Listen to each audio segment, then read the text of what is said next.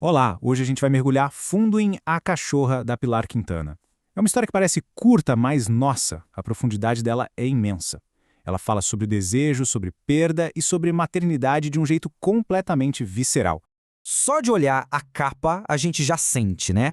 Essa não é uma historinha simples sobre um animal de estimação, de jeito nenhum. É um mergulho direto na cabeça de uma mulher que é assombrada por um vazio, e tudo isso no meio de uma selva que é tão linda quanto brutal.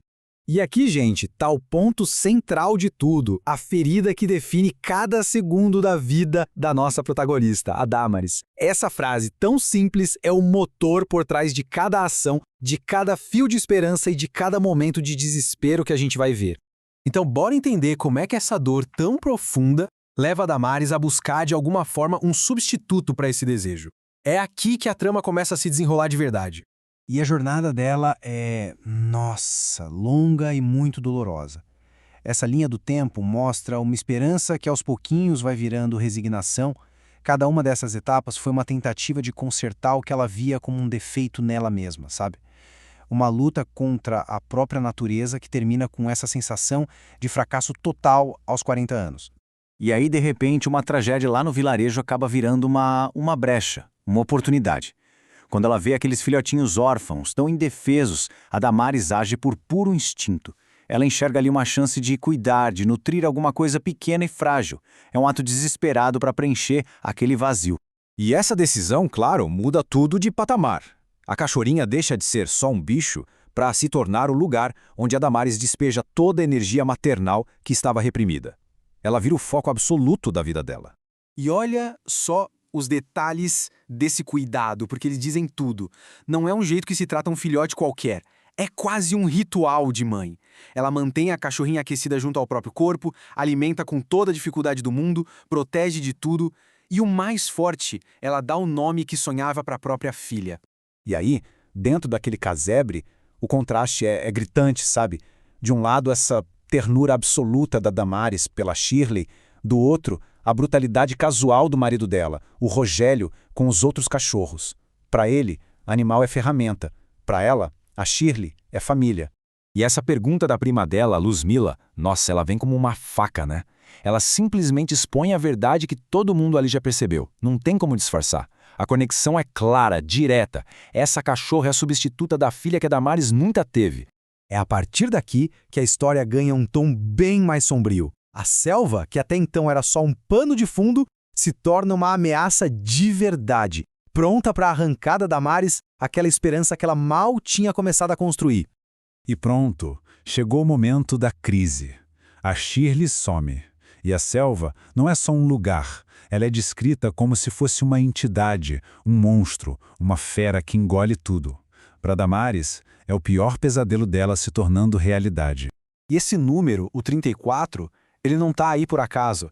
Ele é a chave para um trauma gigantesco do passado da Damaris. Quando ela era criança, viu um amiguinho, o Nicolasito, se afogar. E o mar demorou exatamente 34 dias para devolver o corpo. Foi um período de agonia e culpa que marcou ela para sempre. Então entendam, o sumiço da Tilly não é só sobre uma cachorra que se perdeu. É muito mais profundo. Ele reabre aquela ferida antiga. A mesma sensação de impotência, de perda, de culpa que ela sentiu com o Nicolasito volta com força total. A história está se repetindo, bem ali na frente dela. E agora a gente chega no clímax da história, naquele ponto de virada. Um momento de alívio que parece inacreditável, mas que de repente vira um golpe devastador. É aqui que a esperança e a dor se chocam do jeito mais brutal possível. E percebam a coincidência, que de coincidência não tem nada, né? A proximidade dos números é de arrepiar. Shirley fica perdida por 33 dias, quase o mesmo tempo que o Nicolasito. Essa semelhança macabra só reforça a conexão entre as duas maiores perdas da vida da Damaris. No 33º dia, ela desiste. E aí, justo quando não existia mais esperança nenhuma, o inacreditável acontece. A Shirley volta. É um momento de euforia, de alívio puro. A selva, aquela fera que devia ter engolido ela, devolveu. Ela sobreviveu. É um verdadeiro milagre.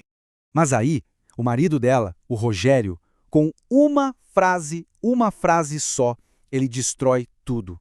Ele olha para a cachorra magra e solta. Ela só voltou porque tá prenha. E, de repente, o milagre vira um espelho cruel da própria condição da Damares. Vamos tentar entender o impacto psicológico disso tudo, porque o que devia ser uma cura, na verdade, abre uma ferida ainda mais profunda na Damares. O que a Damares sente ali, no fundo, é uma espécie de traição. Pensa bem, a Shirley, a filha dela, agora carrega a única coisa que a Damares mais deseja e não pode ter, a fertilidade. O símbolo do amor materno dela se transforma no símbolo do seu fracasso biológico. É um paradoxo insuportável. Essa imagem do mar, no fim das contas, resume tudo de forma perfeita. Nessa tentativa desesperada de curar uma dor, a Damares acabou cavando um abismo ainda maior dentro de si mesma. E a história termina, mas deixa no ar uma pergunta que é universal e, sinceramente, bem desconfortável. Quando a gente tenta preencher um vazio com um substituto, não importa o que seja, um animal, uma pessoa, um objeto, será que a gente não corre o risco de tornar a ausência original ainda mais dolorosa? Fica aí a reflexão.